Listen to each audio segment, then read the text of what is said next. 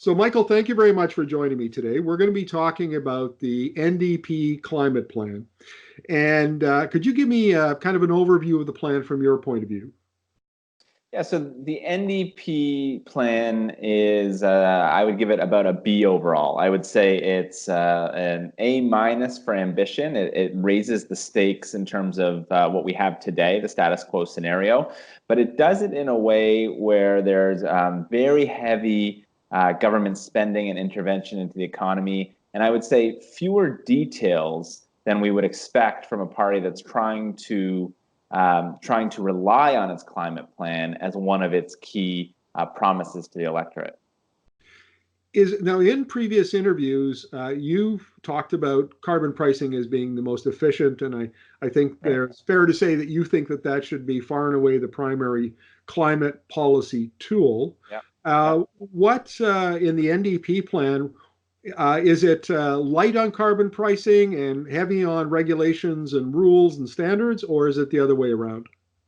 I'd say both. So I'd say it's both light on carbon pricing and it's using more government dollars and more government intervention than it needs to be. So why don't we go through each of those? On carbon pricing, it maintains the current carbon price up to $50 a ton, but it doesn't grow the price beyond that. And given that the NDP want to reduce emissions well beyond what the Liberals have pledged, the best way to do that, as you said, would be to continue to grow that carbon price. If you compare them to the Greens, for example, the Greens do that. They raise it all the way to $130. The NDP keeps it at $50, just like the Liberals do. And then another point I would make on the carbon price, which is quite unfortunate in my view, is the NDP seems to misunderstand the way the industrial pricing program works. This is the carbon tax for larger emitters, think steel makers, petrochemicals, cement. So they've talked a lot about the industrial emitters getting big breaks, that there's these exemptions for large emitters, but that's not the case. What happens with the industrial emitters program is we're trying to balance a policy where we want those emitters to have to pay and we want to incentivize them to reduce emissions, but at the same time, there's a risk to the economy that if any of those companies, which don't set their own prices, right? These are internationally traded goods, have Right. to move out of or are motivated to move out of Canada and set up shop in upstate New York or Michigan. What happens then? We lose Canadian jobs and we haven't reduced emissions at all. So the Right. industrial pricing system is specifically designed to try to address both of those things. And many provinces, including Alberta and Saskatchewan, have similar systems for that exact reason. The If I can NDP, jump in here, Michael, yeah, because please. I've discussed in columns and in videos the output-based allocations that the Liberals are using, very similar to what Premier That's Rachel right. Notley used in Alberta. And That's right. this misunderstanding is amusing to me because the Canadian Association of Petroleum Producers misunderstood it. Premier Jason Kenney in Alberta misunderstood it. Andrew Scheer of the CPC misunderstood it in his comments. Yeah. They think of it as a sweetheart deal for the large emitters. What it really is a discount on the current carbon price of 80% or 90% that shrinks over time as those industries become more competitive. Have I got it right? Yeah, that's essentially right. I mean, there's a slightly different flavor in each province and in terms of the Sure. national program, but that's essentially it exactly. And then the other idea is that the industrial each plant or each company rather is evaluated relative to others in their industry. So when you say 80%, that's based on the average performance of, let's say, all steelmakers. We take how are all steelmakers producing in terms of how much carbon emissions or how much greenhouse gas emissions, more precisely, are they emitting per ton of steel? We Now, look at the average. if I can jump in again. My Yeah, understanding is that if we think of that as a benchmark, right? yeah, And then right. over time, as the benchmark changes, as it improves, then the discount goes down, correct? That's right. That's exactly right. Yep, that's exactly it. So as you say, the NDP unfortunately is joining a chorus of folks who seem to misunderstand the policy. Although I have a little bit of a question on whether is it misunderstanding or is it politics really at play here? Because if you look at Doug Ford as an example in Ontario, he proposed a system. He proposed a very similar system. In any case, that's one gripe I do have with the current NDP plan. So that's kind of the carbon pricing section. Is they don't raise the carbon price enough, in my view. And they misunderstand the industrial system and want to amend it in a way that I don't think is makes a lot of sense. Now, So on their if I'm just going to jump in again here. yeah, for sure. So in the other analyses that we've been doing of the climate plan, we've talked about the policy tools in the climate policy toolbox. So we've kind of divided them into three sections. The first one would be carbon pricing. The second one would be rules, regulations, standards, Right. that sort of thing. And the third Right. would be subsidies, mainly for Right, innovation exactly. and technology development. So it Exactly. sounds like the NDP are leaning a lot towards the second tool, which is the rules, regulations, and standards. Is that correct? Actually, it's both that and subsidies. And in fact, Okay. I might say that they're relying pretty heavily on subsidies. So they are saying that they're going to spend $15 billion in their first mandate on activities that will reduce carbon emissions. The biggest chunk of that, $6.5 billion of that 15, is devoted to transportation, which they say they're going to get us off internal combustion engines by 2040. But interestingly, they don't really tell us exactly how they're going to do that. Is this going to be loans? They have announced some subsidies for electric vehicles, but they're small, and that alone would not use up the $6.5 billion, nor would it achieve their desired goal. So we actually don't really know what they're trying to do. What we do know is they're saying, look at all the money we're going to spend. Now, that doesn't seem to me to be a very wise way to go about this process. And it does mean, because we do know that there is a more cost-effective way to do this, which is the carbon price, as you referenced. And on EVs, just very quickly, we know that subsidies for electric vehicles can cost about $400 a ton to Right. reduce Sure. emissions, right? So why would we use something that is going to cost $400 a ton when we can do something much more affordably? If I So can jump in that'll with be a a challenge there. potential, Yeah.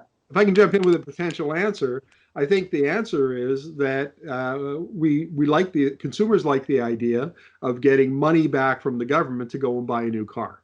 I mean, that's really I, kind of what it comes down to.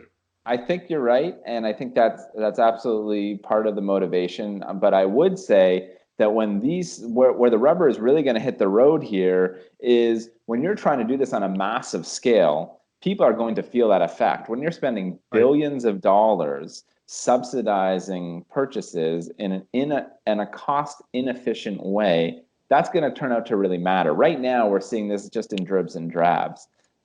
Sure. But it's a fair point. People like it, and so I want to so make another. my I want to make another point, Michael, and that is that I interviewed Dr. Jessica Jewell, who's an economist that works for a German institute, and so she modeled the energy transition from the point of view of power generation, buildings, transportation, and industry. And one of the very interesting point, she said, it doesn't matter how she models them, power generation and distribution always is the first sector to decarbonize, and transportation is always the last sector to decarbonize. And the lesson to be drawn from that, of course, is why spend a bunch of money on the toughest sector to decarbonize when you could be spending money retrofitting buildings, commercial and homes, and get a lot more bang for your buck, or decarbonizing industrial processes. And I think that kind of background it would have been useful for the drafters of both the NDP plan and maybe a few of the others to have a look at that. Mm-hmm.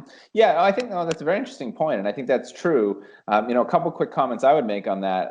One, that is one of the reasons why I do advocate for this carbon price, because the carbon price lets people decide where the lowest cost, where the lowest hanging fruit are in terms of reducing emissions. And some people, some individuals, some companies will think it's their buildings. Others will think it's their vehicles, but this means people and companies decide, not the government. So that would be the first point. But secondly, I would give some credit to the NDP and the Greens in terms of they are proposing policies all across the economy. Perhaps transport shouldn't be their largest spend item, as you say, but I don't want to. I would be remiss not to mention the fact that they are spending at least $3 billion, if I'm not mistaken, on the power sector. They want to go to net fossil-free or net carbon-free, I should say, grid, 100% power through net carbon zero by 2030. So that is also a very bold, ambitious plan, and they have set some money aside to do that. But this is going to be a very tricky thing to do because, as you know, this is a provincial jurisdiction. So they're going to have to get a whole series of provinces on board to agree to this, not to mention figure out interties between the systems. It's going to be complex. I think they have the right intention there, but it would be another policy where I would think, again, if they could use the market instead of the government to do this, they might have better luck. What about some of the more, we've heard some platform planks on climate policy that we haven't heard in other elections, and I'm thinking tree planting, for instance. Right. The Liberals said that they were going to plant 10 billion trees over, I think it was 10 years. 2 trillion. 2 trillion. Yeah. What about the NDP? Do they have a tree planting platform? They don't actually. They have some other interesting initiatives, though, that they've proposed. They, for example, want to make the entire government fleet of vehicles electric by 2030, Sure. Canada Post by 2025, I believe. They also want to invest in free public transit, interestingly, in most of Canada's cities. In addition, they've said that they will invest heavily in green procurement, using the government, the purchasing power to incentivize cleaner buildings and cleaner electricity. Right, and that didn't show up in either the Liberal or the CPC plan, did it? It did not. It did not. Yeah. So they're really they thought more about, at least they're proposing more programs to use government's day-to-day activities to not only reduce emissions from the government directly, but also to use that as a way to catalyze the growth of companies in the private sector to deliver those kinds of solutions. And I guess that we shouldn't be surprised about that. I mean, this is the NDP after all, right? And that's the way they think about it. That's often the way. It's not the way Rachel Notley thought about it in Alberta, but it generally, I think you could say that might be a typical NDP approach to this kind of policy. So absolutely. Yep. Yeah. What else? What other initiatives are described in their plan?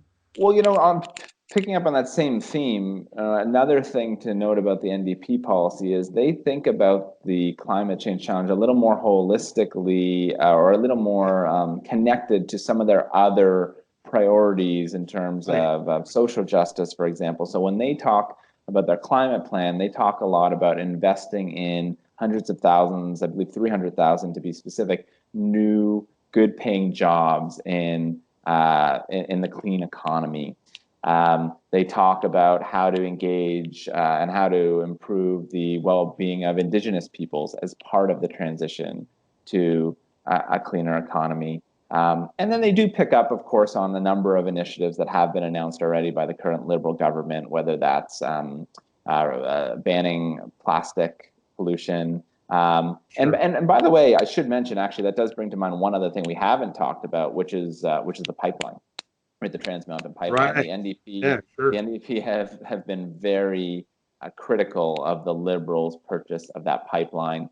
They have said that they will, although they haven't made clear exactly what they would do, of course, because if they form government or become part of government, they will have that pipeline. It's too late to go back and reverse that decision. Now they got to make a decision on what to do now. And they haven't been particularly clear on that, nor, to my mind, have they been fully clear about other pipelines, such as the LNG project in British Columbia, and whether or not they support that. So that's another element of this we haven't really dived into. Michael, I want to frame this in a little different way.